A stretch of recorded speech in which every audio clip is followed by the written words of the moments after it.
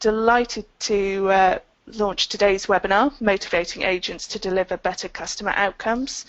As I've mentioned, I'm Rachel and I'll be the webinar chairperson for today.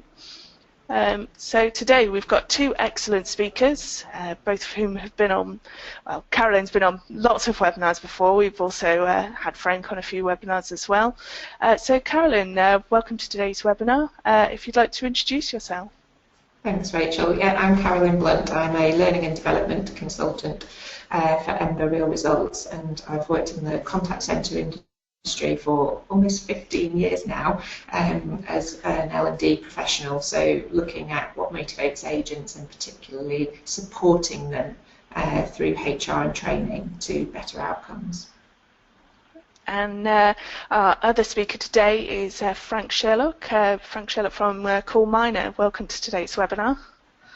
Thank you, Rachel. Yeah, I'm Frank. I'm the GM for EMEA for Coal Miner. Coal Miner are a company who specialise in interaction analytics technology, and hopefully I'm going to complement Caroline's session today to talk about how technology can help with improving agent engagement. Brilliant. As I mentioned, today's webinar is being recorded, so if you miss anything or want to share it with your team, it will be available later on this afternoon on the following link. It should be sent out to you as well, along with all the presentation slides. So we are having an additional discussion in our chat room today, which is www.callcenterhelper.com/chat. The added bonus is that you can download the webinar slides from both of our speakers and obviously follow along as we go through. There's lots of information to take in, so that's available there, along with the chat log. And we also have our own motivation today for being in the chat room, is that you can win a bottle of champagne. Actually, I have this one right here, or a box of chocolates. We're not allowed to put chocolates near me, so we don't have a box in the office, for the best tip. So you can ask questions as well. Just put #question for a question or #tip for a tip, and we'll come to them at points within the webinar. So we've been asking today what things work best to motivate your agents. Lots of reward ideas. So Jennifer said she also rewards our top agents at the end of the year and mid-year by presenting them with a personalised trophy. And lots of people joining in the chat. So I'd like to start off with the webinar by asking a poll question of everyone, which is, what are the biggest impacts of demotivated agents? So I'll pull this one up now and launch it. Hopefully everyone can see that. So your options are absence, attrition, long AHT, after-call work, and customer complaints. Carolyn, what do you think are going to be the ones coming out on top? Probably some of the shrinkage elements, so absence and attrition. I think when people don't enjoy their job, they don't want to come to work, or they don't adhere to the schedule quite as well as they could do. So they're just sneaking that extra couple of minutes at breaks and stuff like that. I think it was only one option, unfortunately, so we'll see what's happening. Am I hedging my bets by picking absence and attrition? Yeah. Oh, I think, yeah, you might be quite surprised, so I'll close it and share it with everyone. Okay. Share it now. So 39% absence, so you were correct with that one. 33% customer complaints, 14% attrition, 9% after-call work, and 5% long AHT. Frank, what do you think about those results then? Yeah, I mean, I would have said, if you'd asked me before, I think all of the above, but I would have gone with Carolyn on absence and attrition. It's interesting about customer complaints. I think that the customer experience for demotivated agents will result in complaints, and it's quite insightful to see such a high number of the audience where we're onto the customer complaints. So hopefully I'll talk a little bit about about that within my presentation. Well, delighted to start today's agenda by passing over the baton to Carolyn, who's going to go through her presentation. Let me change the presenter to you. There we go. Thank you. Hopefully you can all see my screen now. Yes, we can. Yeah, excellent. Okay, so I'm going to talk for just under 20 minutes really about motivating agents, and I'm not going to go, as I said, into too much around the detailed specific strategies. We're going to look at it kind of more holistically and think about what's right for your organisation and what some of the trends are, especially going forward throughout 2017. And as I said, as I introduced myself, I've been doing this for quite a long time, and my background is very much about people in terms of understanding HR and training in contact centres. And if there's something that I don't get to answer in the chat room or whatever today, then feel free to obviously connect with me online as well.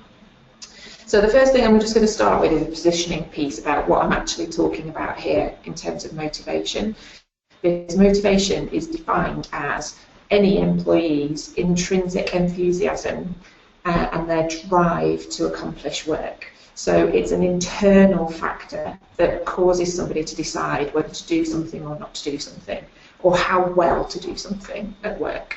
And the fact that it's intrinsic, that means it's internal to that individual. We can't actually force them to be motivated. So we can only work as managers and leaders and HR professionals to create the conditions that are going to facilitate and encourage that motivation.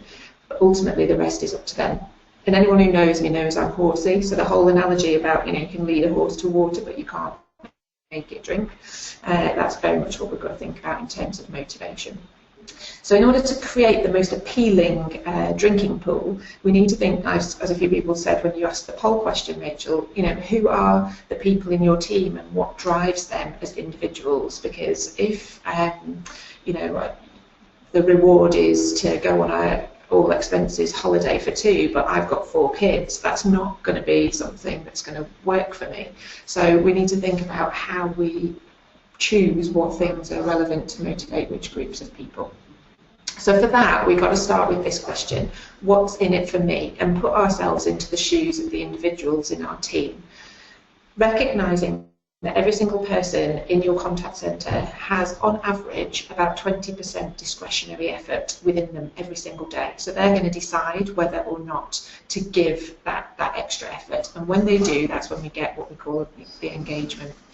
So everyone has their own perception of what they are entitled to already at work. So when you're thinking about motivational factors, they should actually be above and beyond what is called the psychological contract. So in addition to having black and white physical contracts in terms of the conditions that are attached to my pay, my hours and that kind of stuff, my holiday entitlement, in my head, through the recruitment and selection and induction and just legacy of being your employee, I've also built up something which is known as the psychological contract.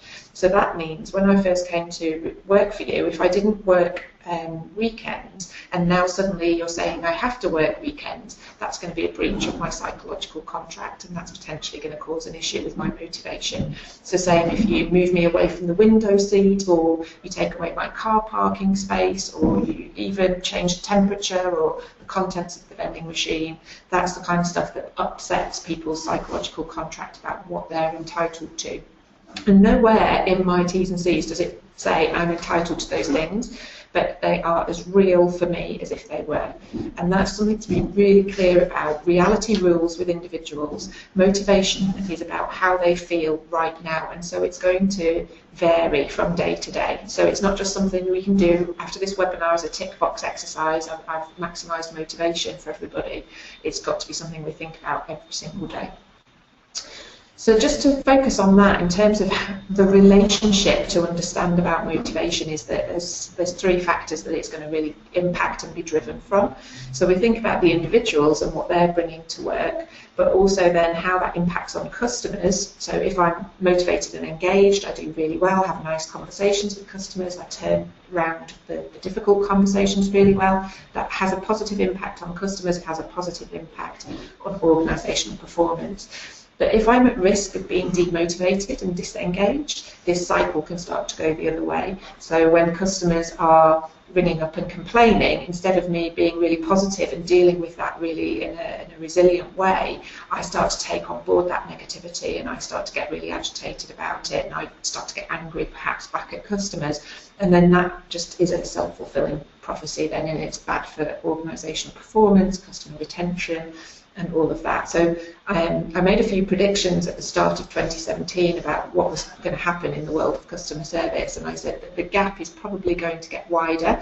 So we'll see the best getting better and the worst getting worse, and this is part of the reason why, because the more that cycle goes in that negative way, the less money organisations have to invest in systems and technology, the kind of things that Frank's going to talk about, and so we end up, you know, kind of trying to catch up all the time, and that gap becomes bigger and bigger.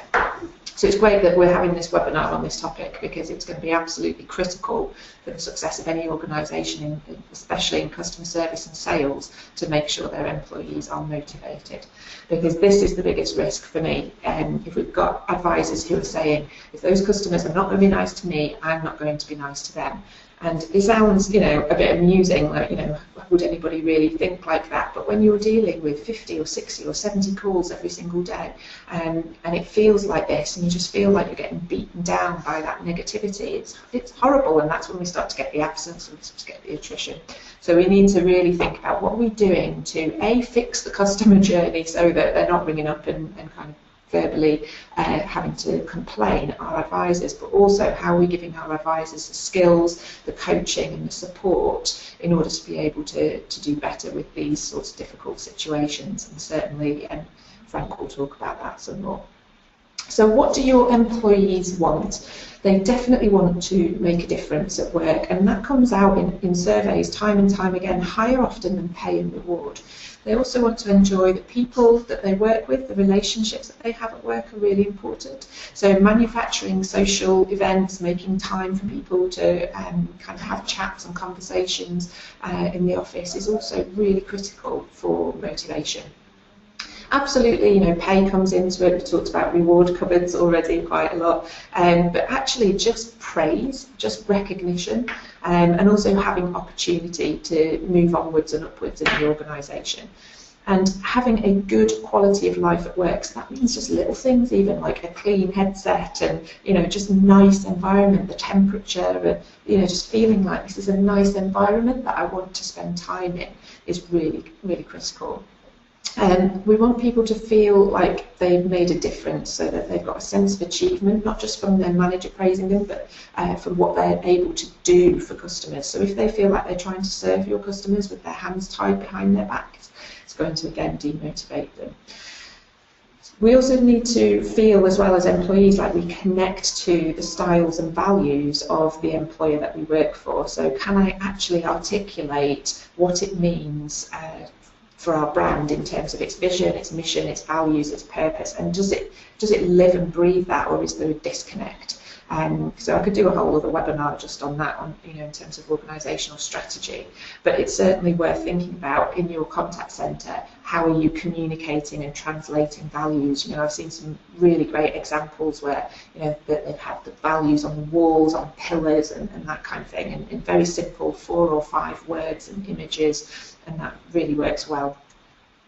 When it comes to what customers want, these are 3 very simple things. They want knowledge out of your advisors that they couldn't normally find themselves, and they want that knowledge out of them quickly and easily. They don't want to have to jump through loads of hoops, be passed from pillar to post, and put lots of effort in to get the answers that they need. So when we can do all that, we're less likely to then have customers, you know, kind of verbally sounding off our advisors. When it comes to how I then spot engagement in my teams, kind of doing a bit of a step back and a stock check on engagement, we've already done that poll, which does show low levels of absence and attrition are going to be more likely if people are motivated. So definitely thinking about, you know, what's your schedule adherence like? Do you have a problem with shrinkage? Are people quite flexible when you ask them to change shifts? You know, if they're quite willing to do all of that, that's great. You know that you've got some good engagement. If your employees are also taking on targets and competitions and, you know, trying to beat KPIs, and they're putting forward good ideas about the work that they do, then that again shows engagement. We want them to think a bit bigger than just, you know, I'm here to do the basics and I just want to kind of slide under that radar. So we want to think about again how we create some stretch, how we create some fun, how we create a bit of competition, and encourage that. And we also want our advisors, when they're engaged, to think about how they can solve problems for customers. We also want to see them promoting our brand to their friends and family to either use your products and services, but also maybe as a place to work as well. And that's a great recruitment strategy and shows good engagement when you've got people that are wanting to do that. The next thing we might want to work through here is my engagement wish list. So I've picked 4 things that I think are really critical for us to focus on. The first one is daily coaching, and that's going to be focused by analytics, which is absolutely what CallMiner does and what Frank will talk about. And it's so important in this day and age to, especially with, you know, kind of compliance, regulatory things, but just the sheer volume of customer contact that you'll have to deal with, to leverage the technology to do this, make it easier. The second thing is to think about daily blended learning opportunities, so that we are not just giving people all the knowledge that they need in induction and expecting them to retain that for the rest of their life cycle. We've got to think about how we're going to drip feed learning into people in quite a creative way every single day. So I'll show you how I'm doing that with clients. The other thing is attendance and KPI gamification. This is going to be absolutely huge, not just over the next 12 to 24 months, but it's going to become business as usual. And by the time my kids go to work in contact centres, they wouldn't expect anything less. So I'll show you some examples of what that can look like and how much fun that can be. And then the other thing is structured career progression and giving people some variety. So having regular conversations with people about what is it that you want to do going forward. And again, for some people that might be progressing upwards and becoming a manager or moving into another part of the business. And for other people it might just be variety. You know, I'm happy doing what I'm doing, but actually doing half my shift on the phone and half my shift on chat is great, because it just makes the time pass more quickly and gives me that variety. So that again is a great way to keep people motivated. So let's just dig into each of those. So the first one, daily coaching, focused by analytics. The reason why I'm such an advocate for analytics is that it takes away that random factor of you know, managers or quality assurance people listening to calls and just choosing something to then have a coaching conversation about, because even with the best will in the world, that is, you know, going to be a very small percentage, and you know, less than 5%, I think Frank will probably tell you. The most I've ever seen really is 1 to 2% that people can actually get through manually. So what then happens is, I've done that, I've found a call, and I sit down with you and we go through this call, and naturally you're just going to say to me, Carolyn, you've just picked my worst call this month. All the others were brilliant, but you've just landed on the worst one. I think you've just done it to catch me out. And that's obviously quite demotivating for people. So we get this response where people are saying this is unfair, it's not reflective, you're really quick to fail me and knock me down, but you're slow to praise me and build me back up. And of course, that is not going to motivate your agents to deliver better customer outcomes. They're just going to feel very negative about the whole coaching process. So Frank will talk to you about how to completely turn that on its head, which is extremely powerful. The next thing is in terms of daily blended learning opportunities. So we have a platform called FE the Elephant, which pushes between 1 and 3 questions per advisor per day through our system. And these questions can be on absolutely anything that we've set with the client, so they can be product and service specific, kind of job specific, they can be compliance questions, they can be soft skills questions, and we create categories of them. We send the questions out to the advisors, they answer them, and we give them a timer which counts down, so a bit of pressure, and we can set that to whatever we want, and then we can see whether they've got the answer right or wrong with a thumbs up or a kind of middling situation.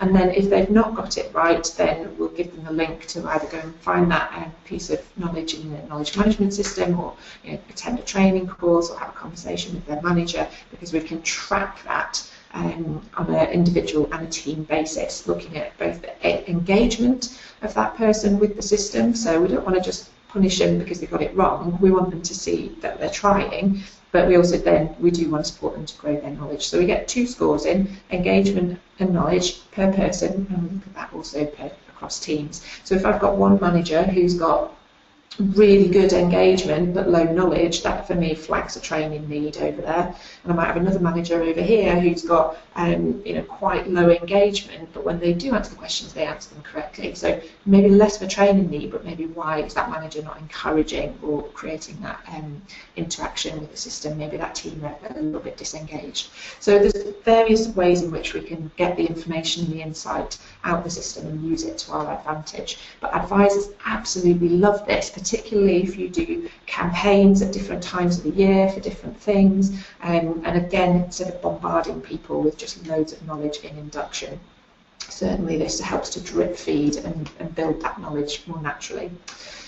The third thing on my wish list was around attendance, KPI and gamification. So it could be a system like this, which is a sample here that you can see where we've got a little avatar in the corner for that person, and as they do well, they can buy hats and glasses and different things to dress their avatar with. They can get badges, a bit like any kind of gaming system that you might do in social media if you use a Fitbit or anything like that, and you can level up through the system. So if you come back from your break on time, you get bullseye. If you're 5 minutes late, you're slightly wide of the bullseye, and so on. So you know that by your next break, you need to pull that back. And you can basically set the gains for whichever KPIs you like. You can also have peer-to-peer recognition. Managers can go on and cheer and all that sort of thing. You can also set up competitions between advisors, and advisors can select to go into competitions with each other. So it might be that I say, right, Rachel, come on, you and I are going to have a competition and see who can get the most CSAT score by the end of this shift. And away we go, and you accept my challenge, and we dive into that together. So in terms of motivating each other and just having a bit of fun, it's really, really great. And I think by the time the future generations come to work in contact centres, this is just going to be business as usual. In terms of structured career progression, this is a tool that are very welcome to print out and use, and I use this to have really good conversations with advisors. So I would say, if you work for me, Rachel, can you fill out this Thrive model and score your feeling of between 1 and 10 on each of these C's. So you would say to me, yes, I feel 8 out of 10 confident at sharing these webinars, I feel 8 out of 10 comfortable with that, maybe it challenges you a bit. And in terms of whether I feel cared for, it's whether your manager is caring for you. So you say, yeah, I feel reasonably cared for. If I'm your manager, I'm also going to fill this out, and I'm going to say, actually, I care for you, 10 out of 10. And if there's a gap there where Rachel has said, reasonably, 5, and I said 10, there's a mismatch there. So I need to understand, what can I do to get you to feel more cared for? Because clearly I'm expending my effort on the wrong things. She maybe needs more chocolate or something. So it's a really nice tool for them to fill out prior to a conversation, you to fill out prior to the conversation, come together and then have that coaching conversation about, how are you feeling, where else might you need to go. And certainly some of the stuff around clarity and competence, that flags up training needs. If people are saying, I don't feel particularly clear, I don't feel particularly competent, and again with confidence as well, then we might have some skill and will areas flagged up there, which is really helpful.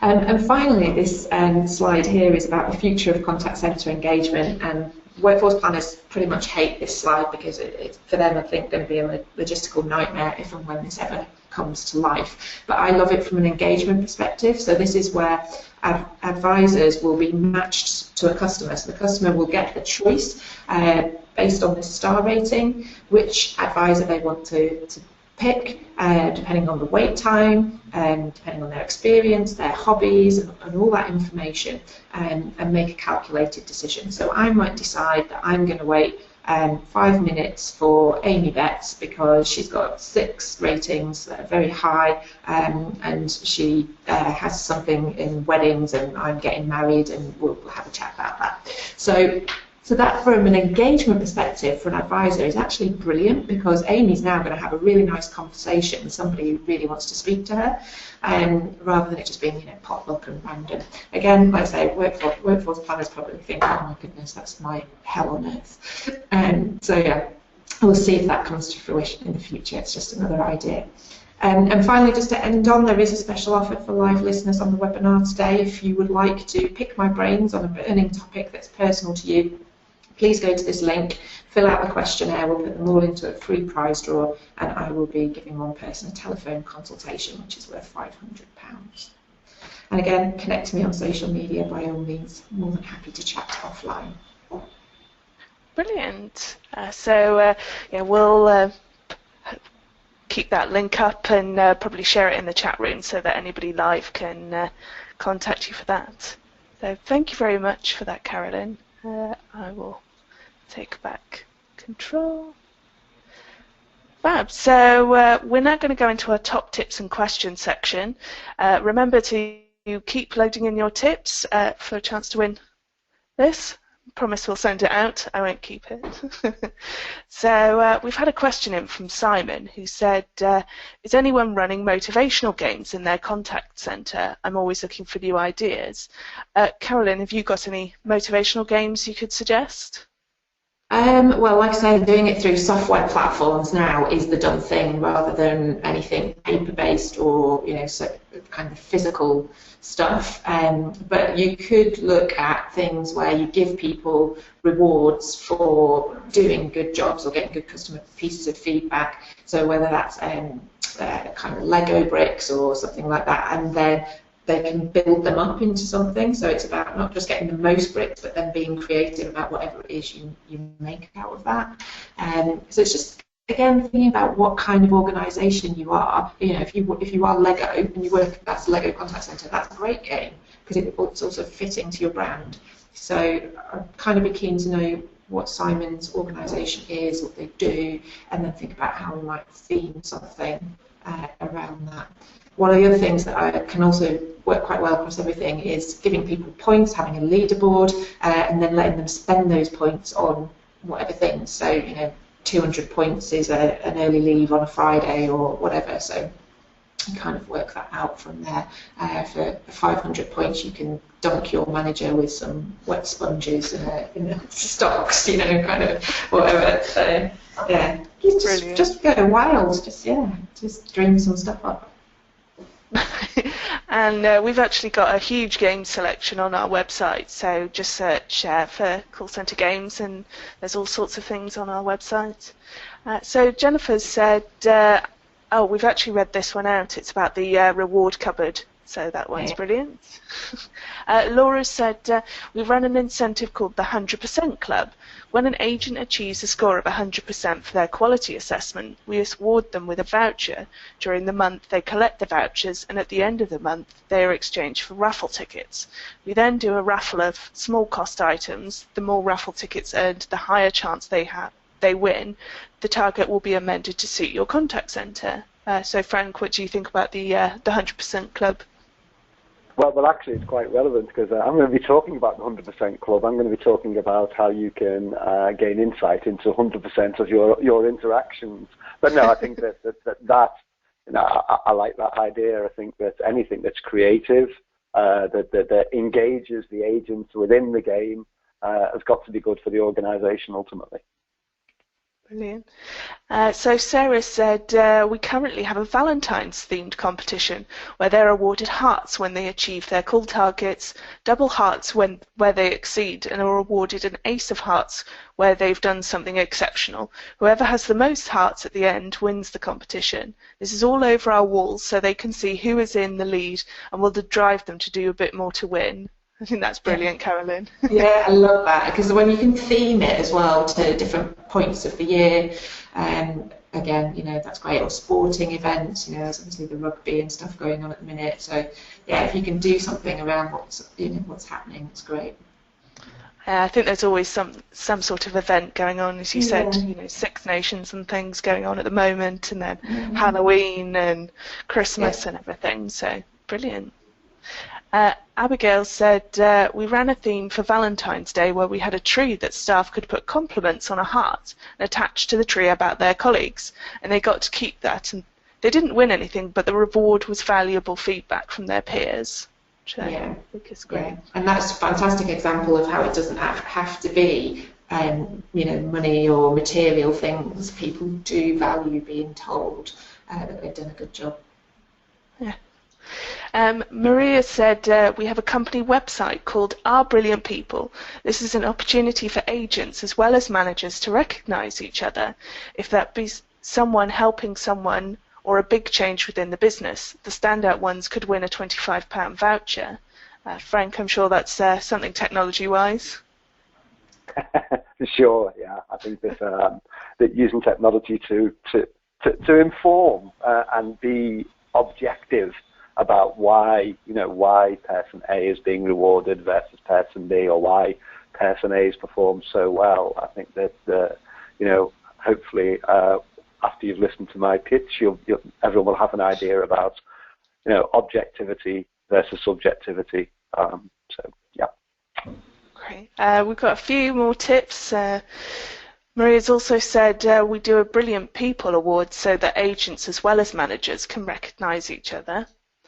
Sarah said we have a monthly incentive where we give out prizes like chocolates, early leavers and a superstar trophy to keep on their desk for a month. And we've got a question here by Charlie. Why are games and prizes synonymous with contact centres? You don't see it as much in other offices, so why is the apparent need for it? Or is it more about the call centre culture? Carolyn, I don't know if you've seen anything to suggest that. Yeah, it's very much about our culture. It's about being tethered a lot of the time with one of these, kind of physically to the desk, and having set shift patterns, and having to be ready to take calls. So we don't have the freedom that other people in offices and other environments have to kind of do as they please. And even in kind of retail, customer-facing environment, working as a mechanic in a garage, you still kind of have to physically be in that space, but you're free to move around, and you're not kind of, everyone get on the phones because there's a queue, there isn't that. So I think we can get burnt out, and I'm really, really a big fan of not squeezing after call work as well, because I think you need to give them that space and use wireless headsets where you can so that people can move around. But I totally agree. It is synonymous with us, but it is really, really essential. Yeah. Right, so I'm now going to hand over the baton to Frank Sherlock from Call Miner. I believe we've got a poll first, so I'll load that one up. The poll is, how are you currently assessing agent performance and engagement in the contact centre? So I will launch that one. And so the answers are manual monitoring only, contact centre platform stats, quality scores, interaction analytics driven reporting, or other forms of input. I think you can vote on multiple things. So Frank, what are you hoping to see then? I think we'll see a lot of manual monitoring and quality scores. But it depends on the audience. Hedging your bets there. Of course, as always. I think we've got a few more people voting. Yeah. I'm going to go for contact centre platform stats in a lot of ways, because I think we're still quite KPI driven based on what the software tells us. Fab. So I'm going to close this one down now and share the results. So we've got 68% quality scores, 62% manual monitoring only, 54% contact center platform stats, 27% interaction analytics driven reporting, and 19% other forms of input. Frank, are you surprised by those results? No, I think I was right. I think I said manual monitoring and quality. I'm a little bit surprised by the interaction analytics-driven reporting. Obviously, interaction analytics is becoming more and more prevalent within the contact centres. 27% surprises me. I would have thought that the market penetration in mid to large UK contact centres would be lower than 27%. So that does surprise me. Pleasantly. Slightly less sales opportunities maybe than you thought, but it's all heading in the right direction. Yeah. It certainly supports the fact that the forward-thinking organisations are actually using analytics to really inform their contact centre performance, customer experience, and agent performance. Yeah, I've been banging on this drum now for a good 3 or 4 years, and it's really gaining some traction now. The last year or so, the latest version of Core Miner is great. So I'm sure Frank will talk all about that. Fab. So I will hand over the baton to you, Frank, and if you could put your slides up for us. I will share my screen. Brilliant. So you if can you just go full screen there. Yes, I will start my slideshow. Brilliant. Okay, all good. Thanks, Rachel, and thanks, Caroline. As always, Caroline, a fascinating and insightful presentation. Just a quick thank you to everybody that's spending the time to either join us or listen to the recording. I know we've all got choices about how we use our time, so spending time with us is really appreciated. I'm going to take a few minutes to build on the messages that Caroline really spoke about in terms of agent feedback and really how technology can be used to support the agent engagement programs. In particular, I'm going to talk about interaction analytics. Very small piece about Core Miner here. Core Miner provides software which can be delivered through the cloud or on-premise to really help our customers to improve contact center performance, to measure and improve agent performance, understand underlying business issues and challenges, improve the end-to-end customer experiences.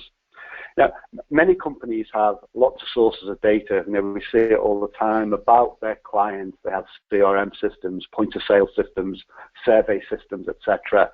The fact is, there's a wealth of unstructured data locked into these customer interactions, hundreds, thousands of interactions a day, that will tell you how efficiently an interaction was handled, whether mentions of competitors, is there indications of downstream problems, churn risk, sales opportunities, agent engagement. It's really interaction analytics. Very simply, is unlocking this unstructured data, putting structure around it, and then using it to give you actionable insight into your contact center performance. So, how well do we really know our agents are performing? If we can't objectively measure the performance, and we can't do that at scale, here's what some of our clients have told us about manual call sampling. And Caroline mentioned, we see anything from 1% to 5% of the calls being manual, or the calls or interactions being manually assessed. Simply put, that small levels of sampling will not give you statistically accurate information. And it certainly won't uncover the outliers and the insight around your business that information can glean. Manual scoring is really time-consuming. Roughly it takes anything from 3 to 5 times the call duration to actually do the manual scoring. The analysis itself is pretty subjective because it's dependent on the assessor's interpretation of the data.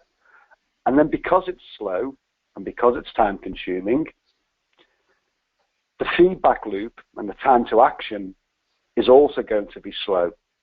And I think this is really compounded by the fact that the data about the call and the caller might reside on lots of different systems and require lots of manual intervention to determine the outcomes and improvement areas. Now, Caroline mentioned the need for agents, so they want to feel they're treated fairly. And simply put, subjective manual sampling won't achieve fairness. Let me look at the sort of direct and the hidden cost associated with manual quality monitoring. It's not really effective in either providing feedback for agent coaching. And on the right-hand side here, we talked earlier on in one of the surveys, Rachel, about the impact on customer experience and complaints. There is a lot of negative outcomes associated with manual sampling. Not just on the left-hand side, all of the costs of the staff and the appeals and the calibration and the attrition, etc. The real impact is felt within your customer experience and therefore within your business performance. So how does interaction analytics solve this problem? Well, basically, in simple terms, interaction analytics will automatically score all of your calls. It will remove the QM overhead. It will remove the subjectivity, the problems you have about making decisions based on small sample sizes. It will give agents and team leaders really quick feedback, not just on where they have development needs, but also where they're doing well. So it can act as a source to be able to praise and encourage agent performance.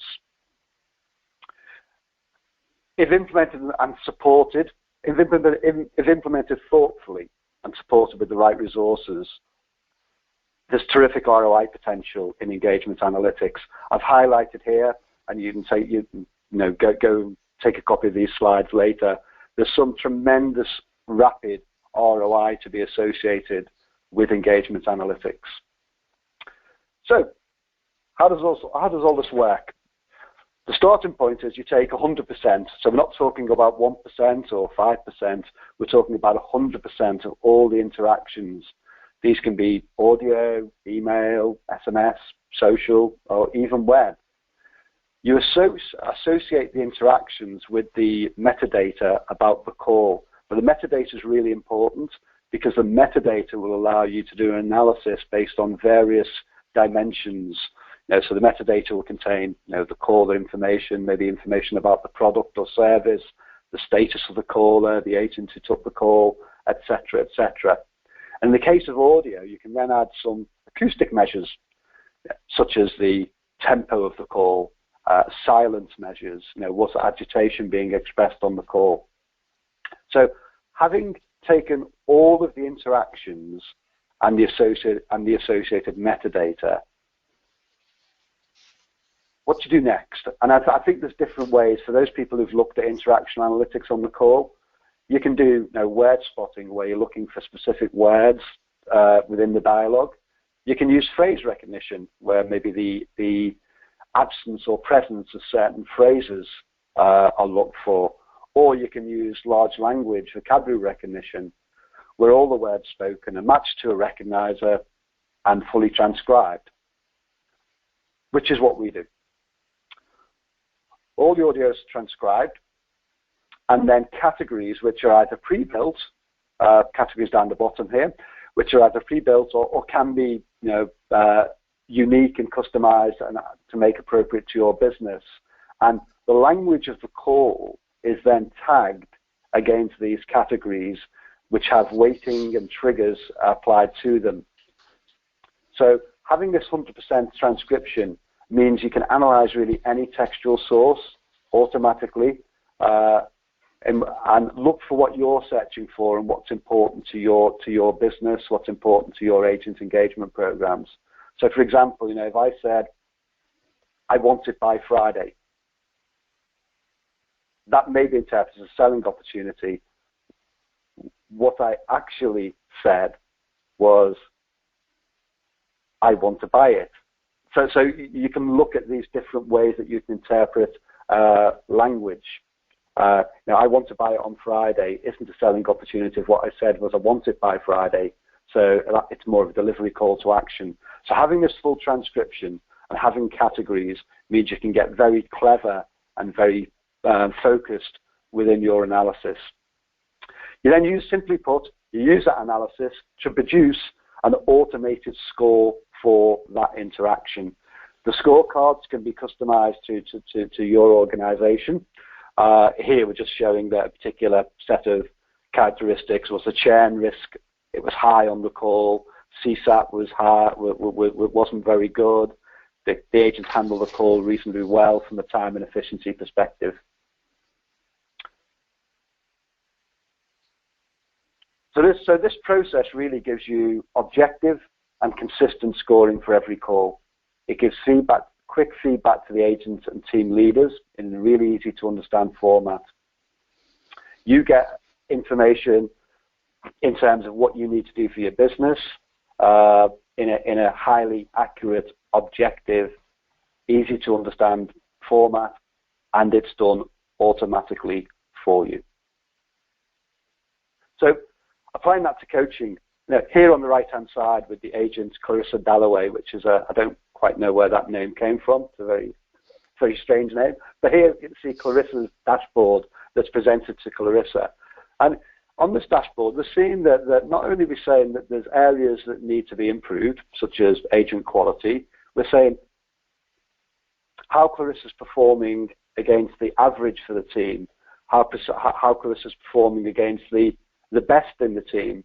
But we're also giving Clarissa guidance about some of the good work she's doing. You can see here Clarissa's agent empathy score was 100. Awesome job. So giving this immediate feedback to the agent, taking that subjectivity out of the analysis. Every agent's being scored against the same criteria, and it encourages gamification. It encourages agent engagement. So bringing all of that together, automated scoring is going to give you actionable insight. The coaching can be highly targeted on each agent. You'll spend less time listening to calls and more time on agent coaching with a very positive agent coach engagement, because you have a rich repository of data that you're using in order to conduct that coaching. You've measured it with objectivity and consistency on every call. And one of the really good things about having interaction analytics is the continuous feedback loop, because all calls will continue to be analyzed post-coaching, so you can see immediately the results of that coaching conversation. So the time to action and the time to feedback is massively reduced. So if you automate your quality monitoring,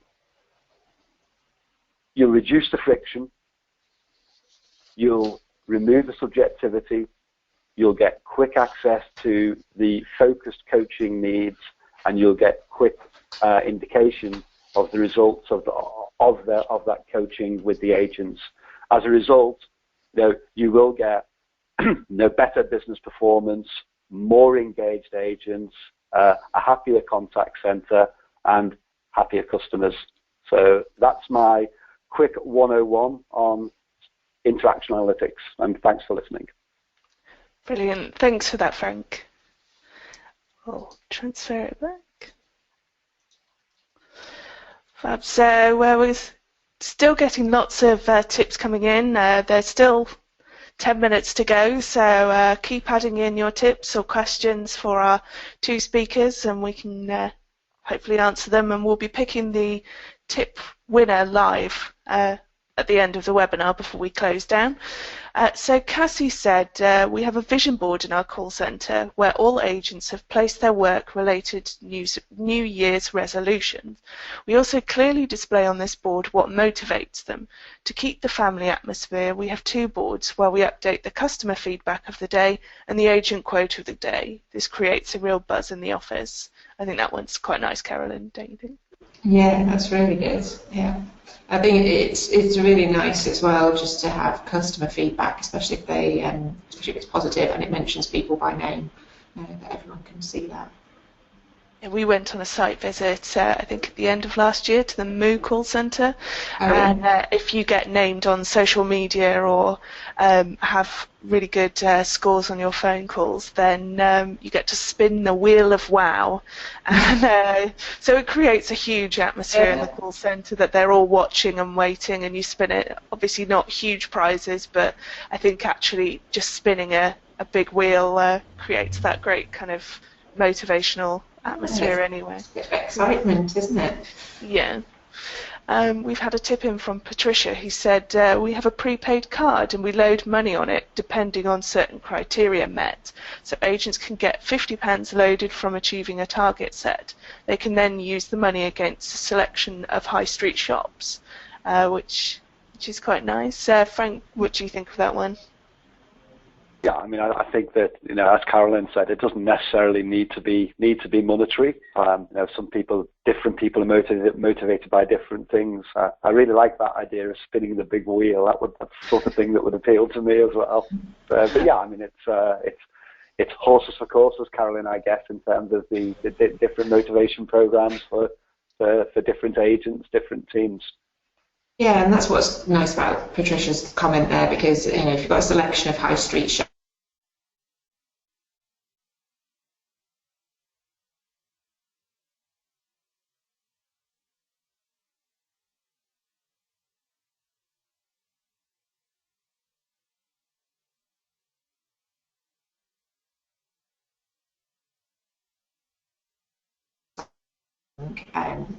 fun and exciting adrenaline experiences and that kind of stuff, but letting people choose. That's good. Yeah. Andy said, we give our TLs and training officers 10 thank you cards to give out every month for excellent performance, customer compliments and additional work completed. The advisor with the most cards at the end of the month wins a trophy, a place in our wall of fame and an extra day of annual leave. It's a good way of rewarding staff without relying purely on cold hard stats. That one's great, Caroline. It is, but my only concern with it is that subjectivity. So yes, it is great, but, and again, think about not purely relying on cold hard data, but the cold hard data never lies. And sometimes, not saying the managers do, but they might miss something because they weren't paying attention. So I think having a bit of both is more where I would want it to be. Yeah. I quite like the Wall of Fame, though. Oh, yeah. That it's not just a monetary thing. And I love a day of annual leave. I mean, that to certainly me as a busy working mum would be like the best thing that anyone could give me. And, that's far more powerful for me. Yeah. Marion said, our culture is that everyone should be able to have a voice. This is from advisor to senior level. Advisors appreciate the fact that if they have an issue, they don't have to keep quiet. Frank, I'm sure you'd appreciate not quiet people sharing their voice. No, I think that's to me, it's common sense that people shouldn't be afraid to speak out. And there are, there was an occasion that I was working on a few weeks back where, the agents were really, they were too busy. They were getting lots of calls, and it turned out that when we did the analysis, a lot of the calls were as a result of text messages that had been sent out that weren't understandable. And they were getting inbound calls from consumers to say, what the hell have I got this text for? What's going on?